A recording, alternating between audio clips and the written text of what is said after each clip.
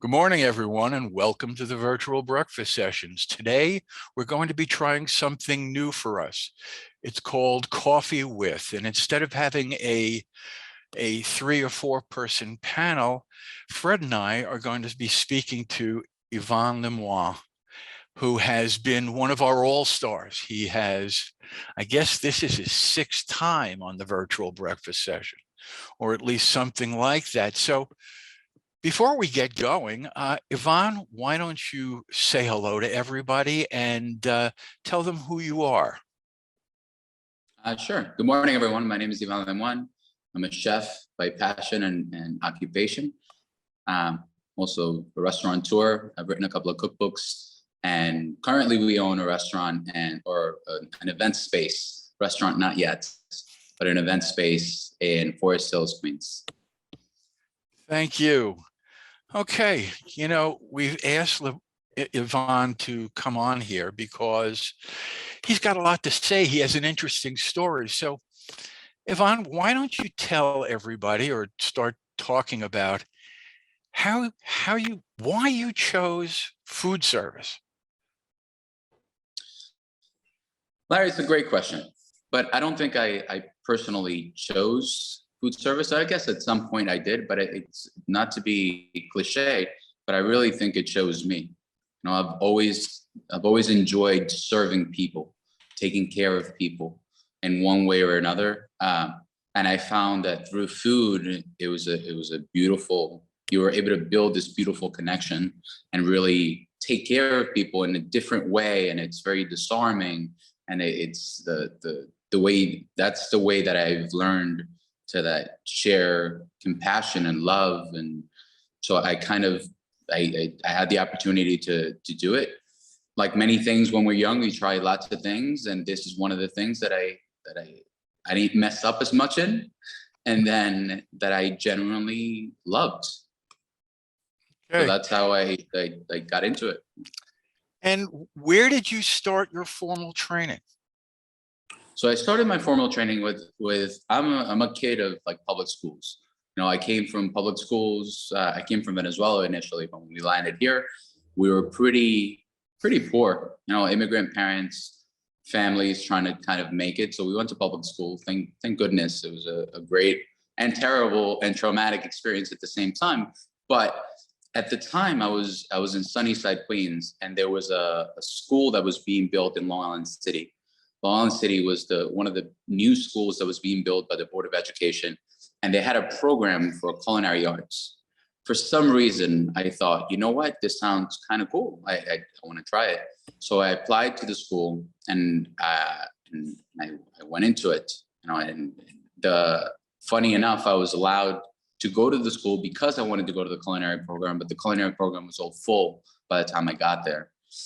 Probably my fault in some way or another. I procrastinated, didn't fill something out right. But anyway, once I got into the school, the program itself was in its infancy. It really wasn't anything extraordinary. They were really trying home ec as a vocational kind of a class for kids. But I still remember to this day food becoming a currency in the school, and in particular chocolate chip cookies. It was chocolate chip cookies. Our school, the classes were on the 6th floor of the building, and the 6th floor was the most coveted because it always smelled like chocolate chip cookies, and there was something about that.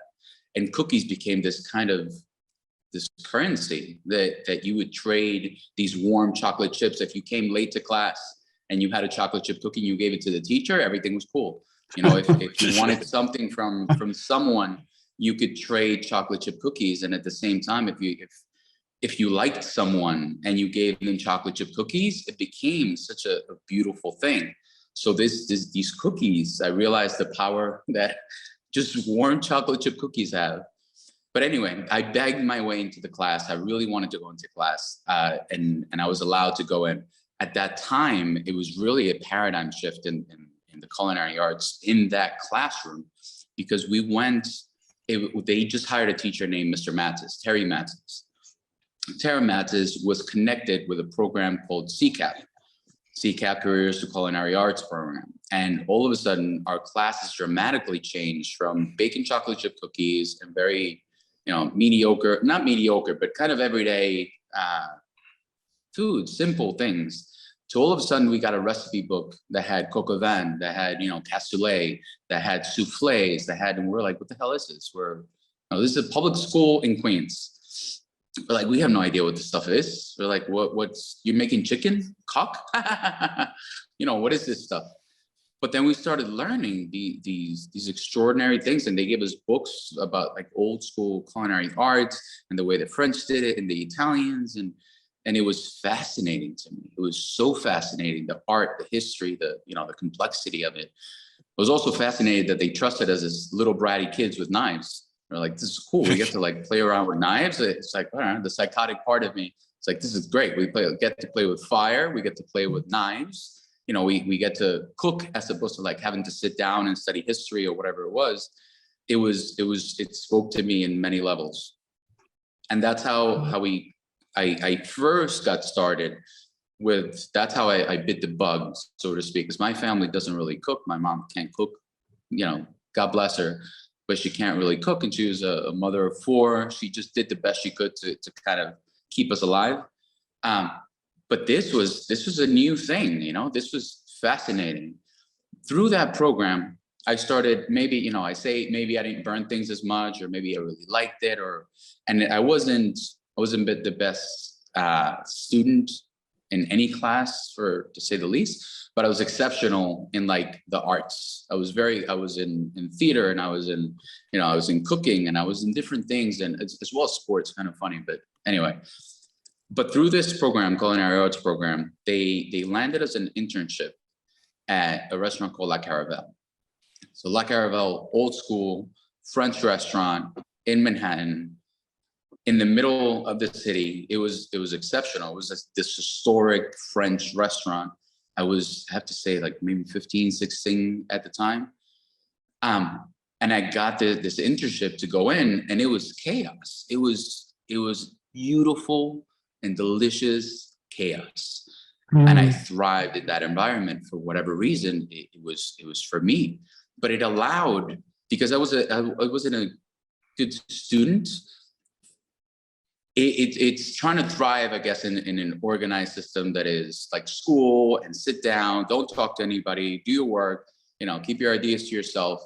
When you're thrown into this chaotic environment to really kind of thrive and see, like, listen, this is what you have to do.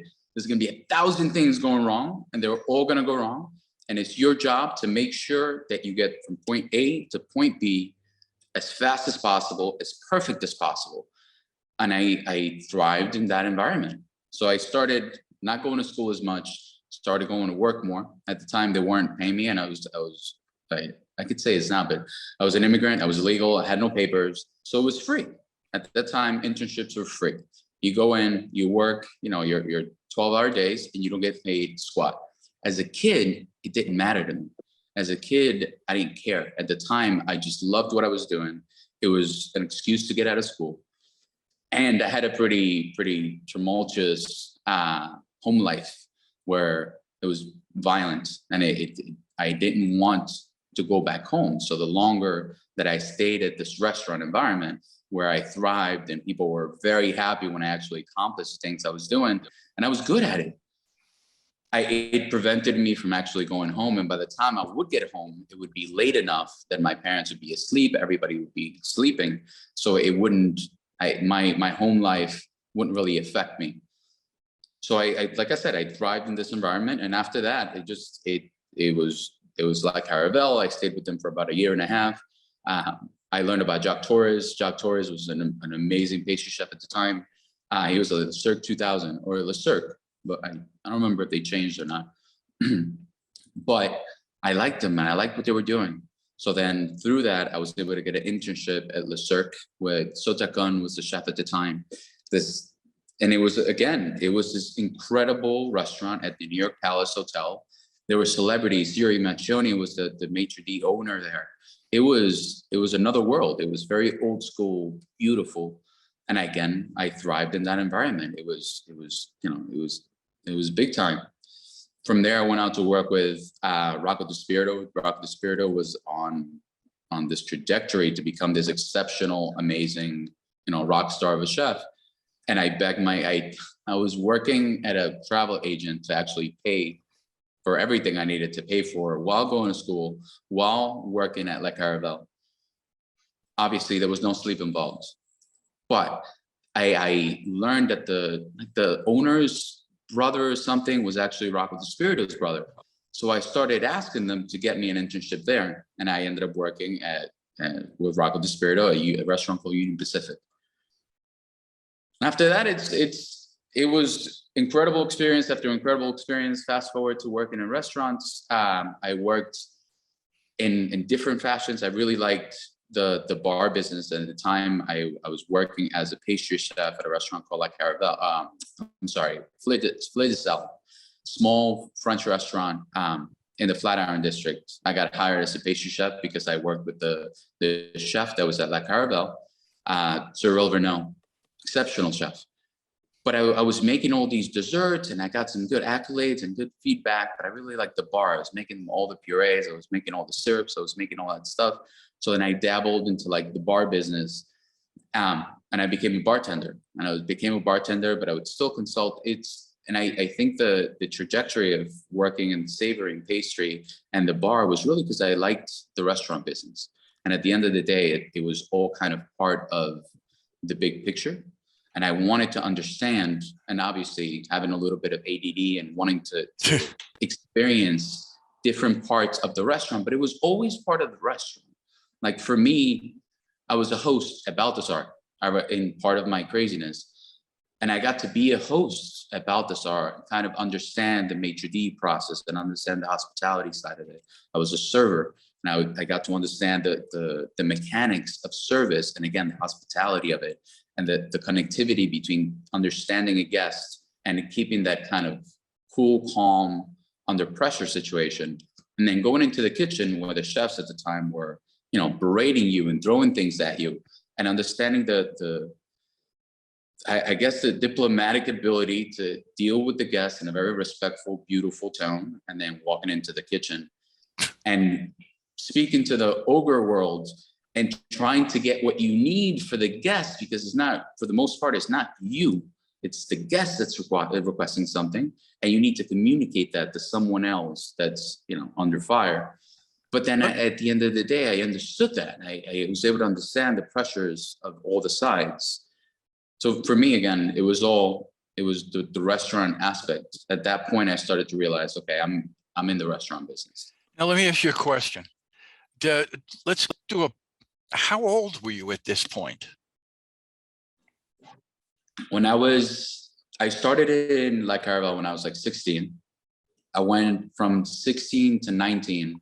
I did La Caravel, Union Pacific, the Le Cirque. And then at 19 is when I opened, I don't remember where I was working, but at 19 is when I opened Fleur de Sel. The chef reached out.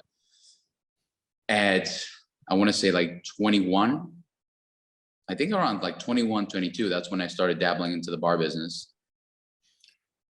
So by 21, you had worked in the hottest restaurants in Manhattan, one right after another.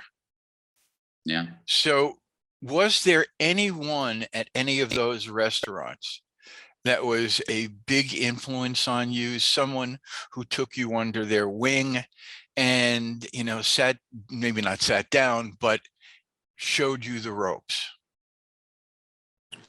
Something, I don't think it was, for me at least, it wasn't. Cyril Verneau obviously has been a great influence on me. He's an exceptional chef. He's a wonderful, kind man, super creative.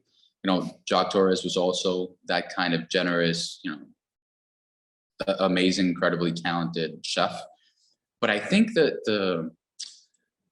the overall picture, you definitely learn from them. The kind of managing a team, managing the overall expectations, even though there's always a lot of bickering between everybody there, including owners, between everybody. But I think it's exceptional what you can learn in the trenches with the people that are doing it. You know, they call them System D. System D are those guys that go in and have 2 pans and have 1 working burner and somehow can figure it out to execute a super busy night. You know, it's very difficult, I think, sometimes to translate what you need to the higher ups because they have their own priorities. They have their own, you know, things that they need to take care of. And that's part of the reason why owners always invest in front of the house, because that's what guests are experiencing. But that the System D people, I think you learn a lot from, because they have physically figured out how to do things and understand the mechanics a lot of times better than, you know, the guys that are running the show. Okay. So at what point, So hold on one second, Larry. So ahead. is this System D something that gets taught somewhere? Is this something that's These are something nobody's ever heard Brad, of? these are the What is that? guys that. So it's a saying. It's the brewery yards, they call them, the French System D. Like, Okay. you know, it's basically the people that have been there, that have figured it out. You know, the mechanics that know how engines really work, as opposed to And textbook. do they change? No, Do they you- change the menu? Do they change? I mean, what goes into the whole? They're the ones that actually make things tick. They're the ones that actually make things move. They're the ones that figure things out. Yeah. A lot. They make things work. You know, you have the idea guy in any company, restaurant, you know, in any other company. There's the idea guys. I want to create this. How do we do this? Then you have the engineers. You have the people that come in. They design. They're trying to figure. And then there's the guys that actually make the stuff. And sometimes it can be the engineers. There might be the engineers that are actually drawing things, like, how do we make this so we can actually do it? You know what? We should move this over there. We should do this here. This doesn't work with this. We should move it around. Like, those guys for me have always been like the guys that make things happen without the resources necessary to make it happen. Does that make sense? Oh, it does. And what it does is these bells and whistles go off in my head about, so does this mean that all of this stuff that we've gone through about tip sharing and things like that, does that mean that tip sharing really should also belong in the back of the house as well as the front of the house? There's a lot of things that go with, Yeah. you know, with that sort of comment. It's really interesting. Well, I know, Yvonne, you have definite opinions about things like that. Yeah, I mean, we work with a program called One Fair Wage that has been instrumental in trying to get New York City to pass laws to actually include tip sharing, so everybody can share the tips. I mean, the system of tips is very antiquated and it has a very dark history, but at the same time, I don't necessarily believe it should be on the guest side to say, you were good today, I'm going to tip you. Like, you did a good job today, I'm going to tip you. If you want to tip something on top of a fair wage, that's perfectly fine. If you received exceptional service, something like that, I think that's fair. But I don't think it really should be up to in the hands of the server to necessarily, you know, if you do well, you're going to get your money. Even though it's sometimes in life, if you do well, you get your money. But that shouldn't necessarily be up to the guest. It should be up to the owner, the manager of the restaurant that's managing the whole system. I mean, the problem is, I think the biggest rifts that I've seen with ownership and tips or staff has always been with tips. People get very funny when it comes to how they should share their money. And it's honestly it shouldn't be up to us to say, okay, Larry, you know, you're a bartender, you're going to get 5 points. You know, Fred, you're only a server, you shouldn't get 5 points. You're going to get 3 points. We're like, but how do you qualify that your job is more important than Larry's? Like, who are you? How do you figure that out? Just because you're a back server, you're not. So that if there was a system to this, we're saying if you collect a certain amount of points or you pass certain tests, you get, but that's where it becomes a whole job unto itself. Like, it's not as organized as it should be. And at the end of the day, it really creates a lot of pressure between the guest ownership and the service staff.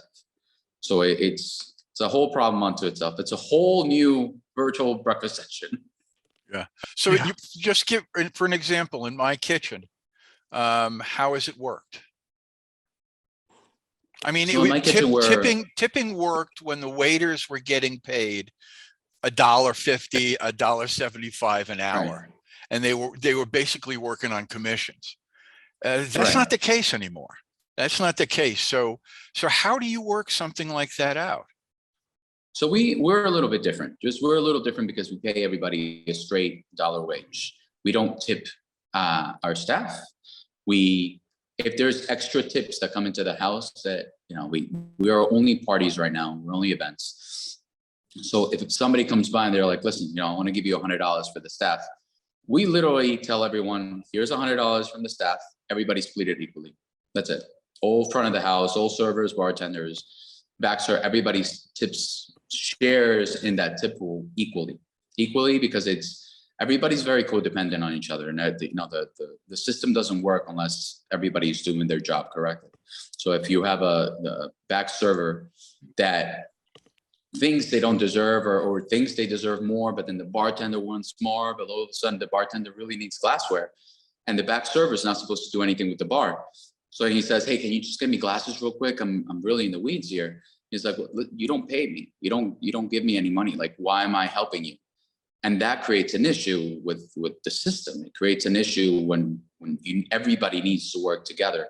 As opposed to if you're a team, everybody works together. If you really need something, you should be able to count on everybody that's in your team. So we split tips evenly across everyone. There's no point sharing. There's no nothing.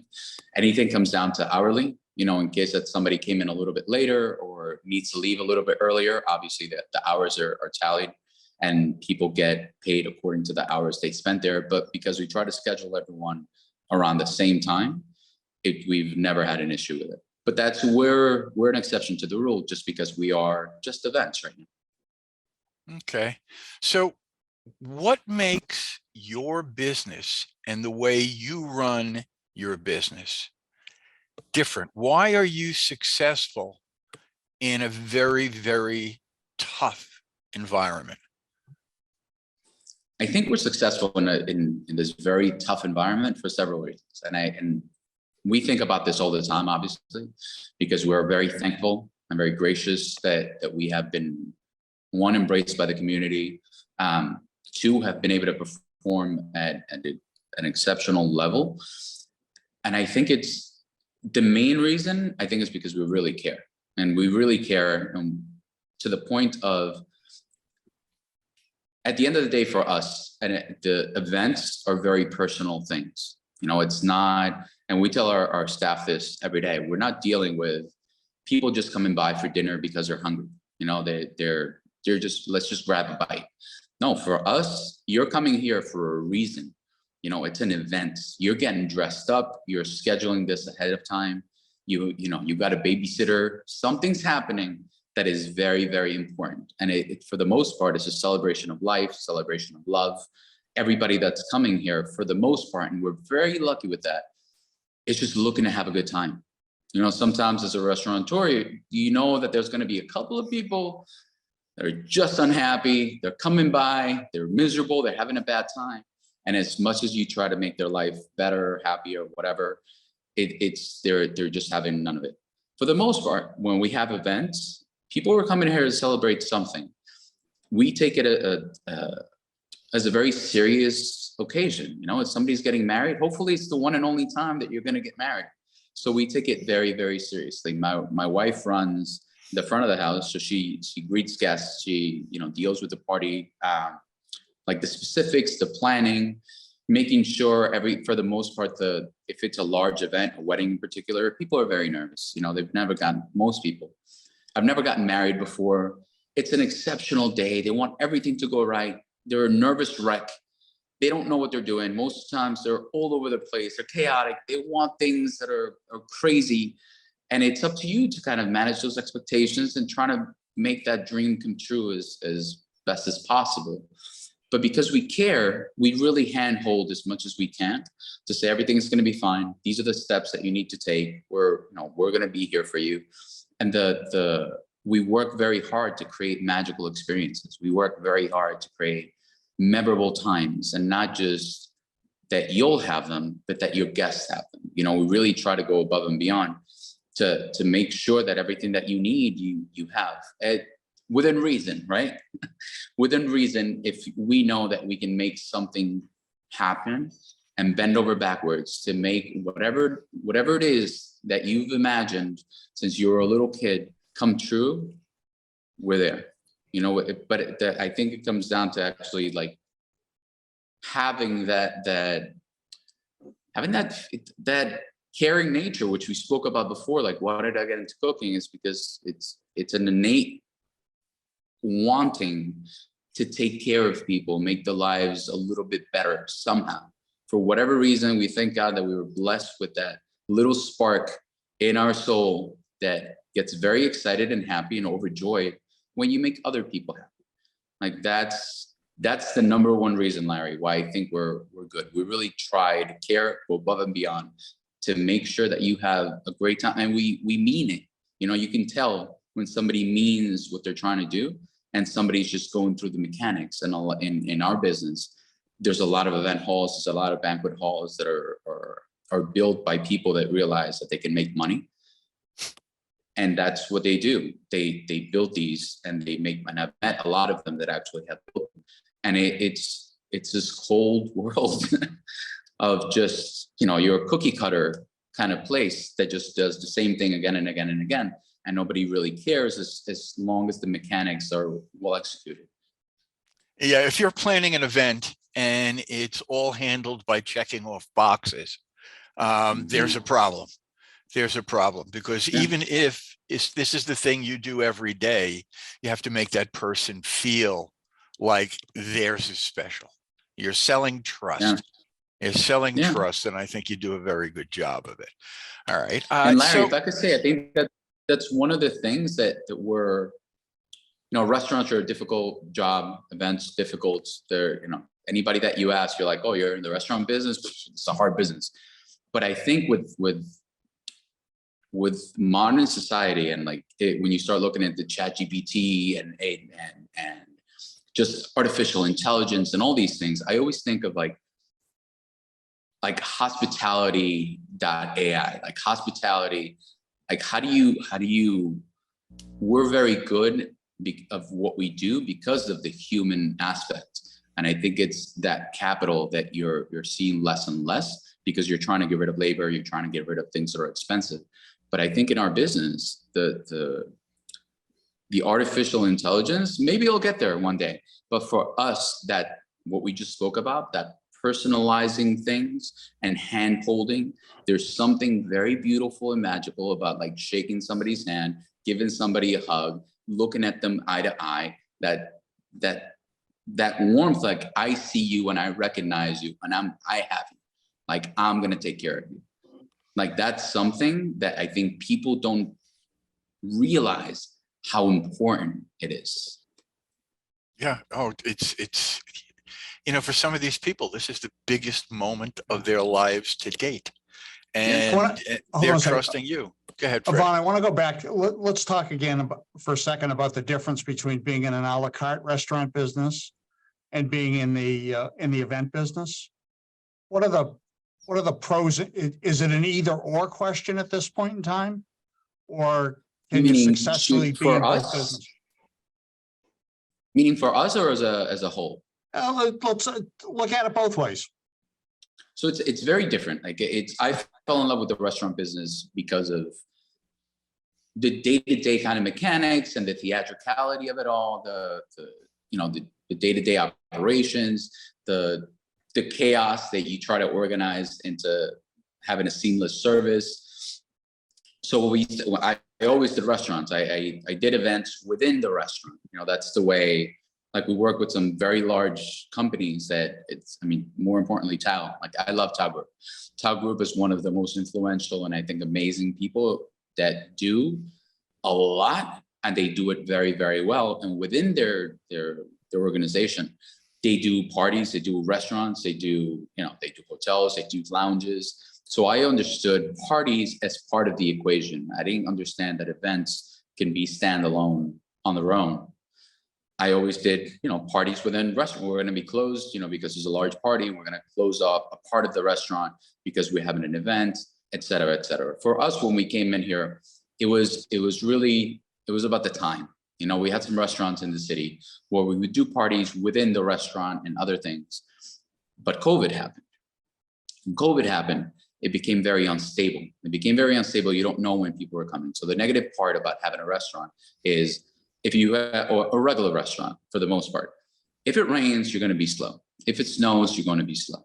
It's very difficult to manage that with food, with overhead, with labor. It's very difficult to know when you're going to hit those numbers. It's very unpredictable. Unfortunately, it's out of your hands. You can do the best you can to prepare, to make cuts, to do the best you can.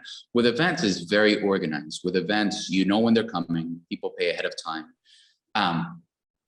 The expectations are set and written in stone before you walk through. I don't have to have, the prime rib and the fillet and the 6 types of fish and all these different things. And then you, Fred, come in and you choose, I'm going to get this and this. So all of a sudden, my expectations of what I wanted to do are very different from what you wanted. And it's, even though you're able to create a system for events, everything is written ahead of time. So for us, when we opened, we bought the business at the end of 2021, which was still kind of COVID time. And we decided, you know what, we don't know what's happening. We don't know if there's another impending shutdown. We don't know what's going down. For us, we can hire less people and kind of keep things a little tighter and control what we're buying to kind of survive. It was really survival mode at that point, to figure out, okay, we can open this event because we know regardless of what's happening, those 50 people are coming in and they're getting married. It could rain, it could storm, whatever happens, they're going to get married no matter what. And we're going to do our best to make sure they have an exceptional time. And we can plan. And if somebody cancels, we can cancel ahead. It's like for us, it was a little bit more about controlling our survival, honestly. Now that things are better, we're doing very well. Events are great. It creates another problem because we have events all the time. So now we don't necessarily have the flexibility to open as a restaurant. And if we do, it'll be, just Wednesday and Thursday, because we have events every week, Friday through Sunday. So there's positives and negatives of it all. I can't really feel bad for you about that. I can't feel bad for you about that. I mean, you're so busy you can't open a restaurant. Okay. I know. All right. I don't have a violin, otherwise I'd play it right now. But let me ask you a question. You mentioned something before that I let go by that I think is very important. And you touched on this, and every successful restaurateur or caterer mentions the same thing. You said the community embraced you. Yeah. That isn't an instantaneous thing. It's not. You're just open your doors. The community doesn't embrace everyone. Why did they embrace you? So I'll give you a little background on our space without being mean, I guess. But we came into our space. First of all, it was my former bosses from when I first got right before La Caravel, I got a job at a little trattoria in Astoria that was owned by Joe Palma and Danny Palma. Very kind, very generous, also very loving couple. And they hired me to cook. I had never really done it. I just needed a job. We became friends. I left them because I said, listen, I really want to go to this fancy restaurant. They were like, all the best to you, wish you good luck. Fast forward to pandemic times, or even a little bit before, they wanted to sell. They wanted to retire. They wanted to get out of the business. I was in the city. I said, I'm in Manhattan. That's where you succeed. That's where you make it happen. That's where dreams are made of. I'm not coming back to Queens. We're going to make it happen in Manhattan. So they were trying to get me to buy the restaurant. They were like, listen, we want to retire. We're trying to sell it. We think you can run it really well. Why don't you take a look? And I was like, no, I don't. And then at the time we had restaurants in the city. I didn't really have time or the money. But then once the pandemic happened, we had to get out of the restaurants in the city. We're like, you know what? Why don't we look at this place in Forest Hills? maybe it's something I felt like it was in the middle of nowhere as a Manhattanite at the time. I had lived in the city, you know, for years.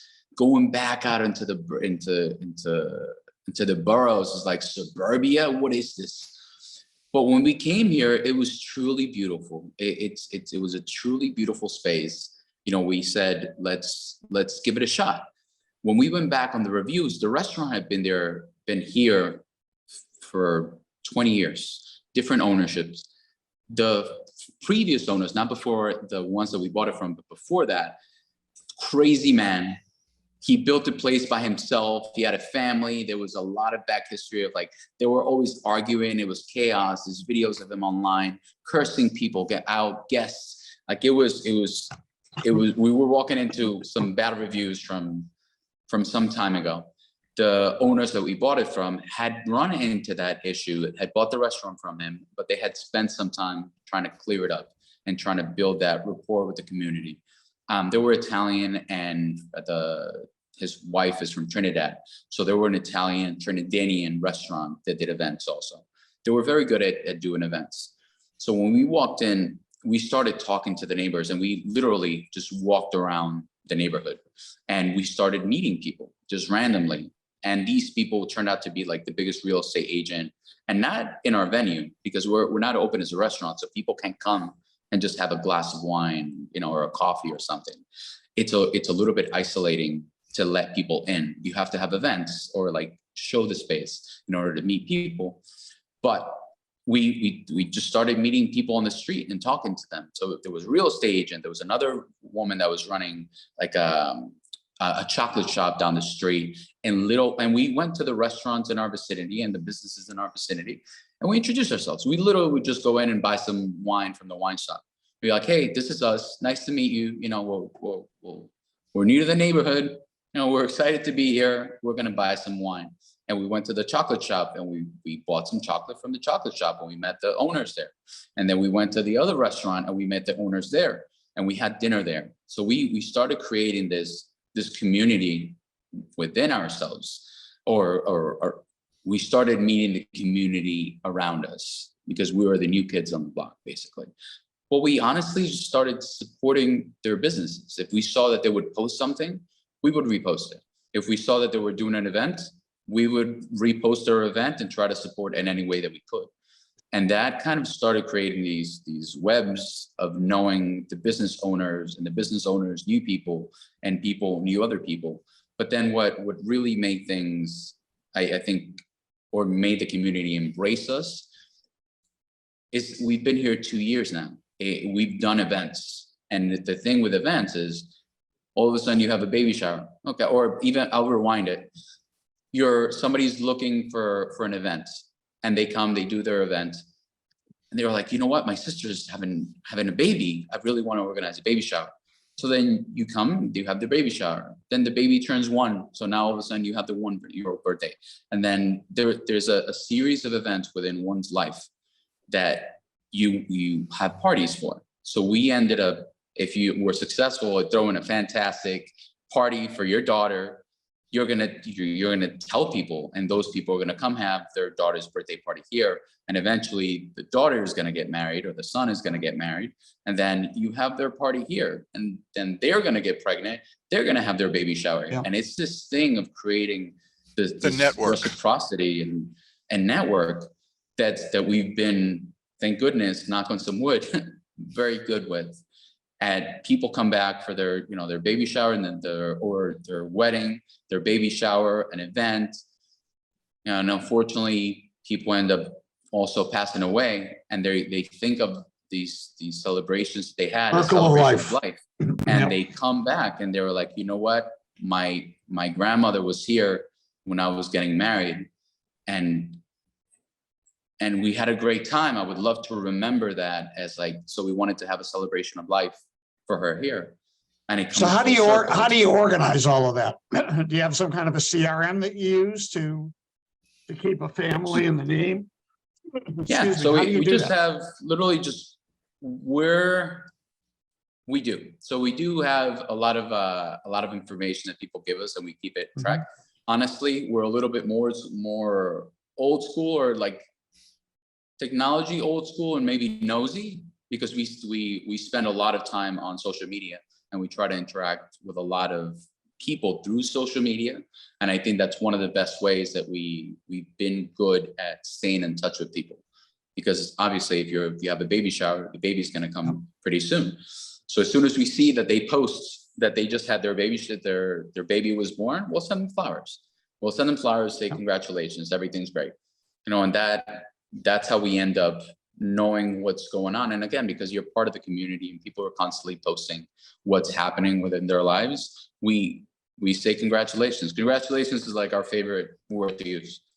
Congratulations, and getting hitched, congratulations. And even if you choose not to get married here or to have an event here, and we can help you in any way, guide you. Sometimes, you know, we're not for everyone, but if we can help you in any way and be happy for you, even though, you know, you're having a small party with us, but you're really having your big expensive wedding somewhere else, congratulations. Like we're happy for good. You know, we really wish you the best. And I hope you have an exceptional wedding. And if we're off, I hope you invite us. We want to go. All right. Well, you know, we're running out of time. We're running out of time. So before I let you go, because we can, you know, the two of us, the three of us can talk for hours. Yeah.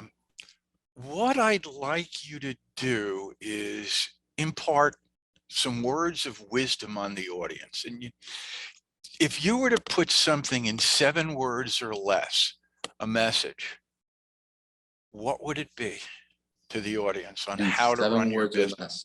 In 7 words or less. It sounds funny, but just keep going. Just honestly, there's everyday moments where you're like, this is stupid. I'm stupid. What am I doing? Everybody knows that I don't know what I'm doing. But you keep going. You know, you make things better every single day, even if it's the smallest thing, like the smallest thing. You know what I mean? Like you walk by a room and your painting is crooked and you straighten it out, your life is better and you made the world a better place. It's very small things that you have to do to continue improving, to continue making it better. And if you just keep going, you know that famous quote, like if you're going through hell, just keep going. Yeah, that's pretty much it. Every day we learn, every day we grow, every day we learn to do things a little bit better. And even when we, you know, we make mistakes, people make mistakes around us all the time. Just keep going, just keep doing it. You'll get better and things will get better. Well, there were 7 words in there. Just keep going. Well, Yvan, thank you. Thank you very much for spending time with us today. Thank you, Fred. I appreciate this. And before we go, this is going to be our last virtual breakfast session for the year. We will start again in January with a new list of shows and guests. But there are some people I want to thank, the people that have made this. You know, the virtual breakfast session started out as a prospecting tool and it's come to this. And, you know, there are people who have been behind the scenes that have always helped us out. And you know, the Mike and Matt, Mike and Mark at at Total Food. They've always been here to help me out when I need it. Mike Gansel, who up until a couple of weeks ago used to take all our notes and do all the tech stuff. My partner, Fred, who has had to put up with the ADD that I give him every day. And my roundtable people, the people, a few dozen people who have taken time out of their busy days, and the audience. I mean, I see new faces every week, but I see a lot of the same old faces that make me feel comfortable, that let me know that we're doing something right. And as we get close to the new year, I just want to wish everybody a happy holiday season. Whatever you celebrate, celebrate it well. And I hope you all have the best possible 2023 possible. And there's just two things I have left to say. Everybody, stay positive, test negative. See you next year. Bye now. Amen. Happy holidays, Happy everyone. holidays. Thanks, Yvonne. Awesome. Thank you, Fred. Have a great one. You too, man. Bye now. Everyone.